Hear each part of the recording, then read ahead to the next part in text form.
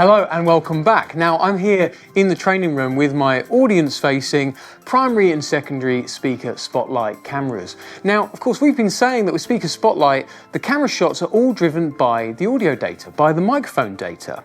But what if we could add in computer vision? Well, that's where this comes in. This is my Conductor camera. And a Conductor camera's job is to feed speaker spotlight with computer vision, just like presenter spotlight benefits from. And that's going to give us even better speaker spotlight experience. So, how does it work? Let's say someone is in the speaker spotlight area and we do have a Conductor camera. Immediately, they get detected by vision and an orb is created before they've said anything or triggered any rules. Then, when they do speak, the mic gives us a location for them, which is fused with the vision data, leading to greater accuracy and often faster reactions as the person already exists within the system.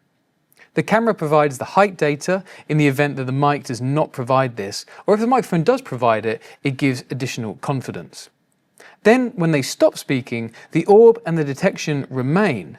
This means the next time they speak, the system knows it's the same person and in many cases will use the exact same shot as before. Now remember, a Conductor camera consumes one of the two available vision streams in the room. Most rooms will have a single presenter camera and one Conductor camera, which uses those two streams. And here's the shot that we're getting from the Conductor camera, so NC90 up here, and of course the Conductor camera coming into VisionSuite. It can see me no problem, and the cool thing is it doesn't really matter where I go. I can sit down, I can be quite obscured and it still sees me, no problem. And I can walk quite far back, so I can go pretty much to the very back of the room, and it's detecting me just fine and positioning me in 3D space. Just because a camera can see the room does not automatically mean it can provide useful vision data across that entire depth. The NC110 has the widest field of view, which is good for shallow or wide rooms, but people far away will be too distant to resolve accurately.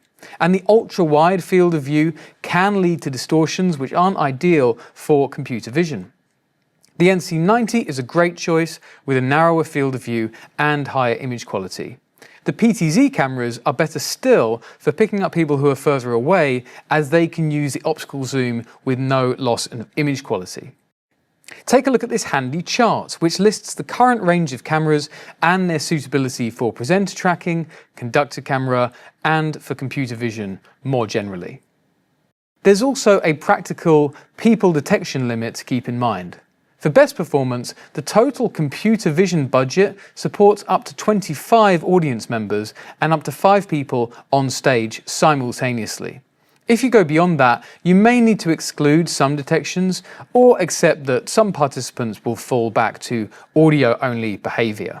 So I'm going to do a quick demo for you here, putting everything together. So we've got presenter spotlight working, we've also got an audience-facing Conductor camera, we've obviously got speaker spotlight, and here in VisionSuite Designer, just so you can see it, I've turned on something called camera raw data. So you can see here I've got my green orb, which means there's a person here, green means that they're being tracked, the yellow ring means that they're speaking, and the orange line is basically saying, here's the raw data that the computer vision is seeing coming out of that tracking camera, okay? So that might be quite erratic, and then the system is intelligent enough to have a nice consistent orb there.